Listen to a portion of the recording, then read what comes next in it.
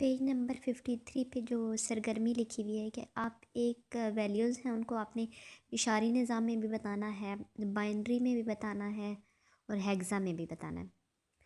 तो जो डेसिमल है, ठीक है, ये आ जाएंगी 0 से लेकर 9 तक आ जाएगी। और जो हेक्सा हैं वो किस में आएंगी, 0 से लेकर 9 तक आएंगी।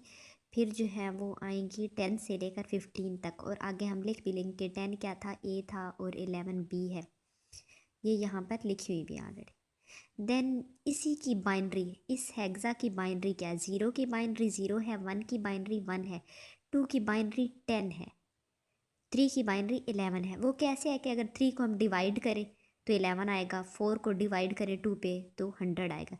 जैसे यहाँ पे हमने 132 का किया था, इसी तरह से इन सारों को अगर करें ना, 3 को डिवाइड करें 2 पे तो ये 11 आंसर आएगा, बाइनरी हमारी आएगी।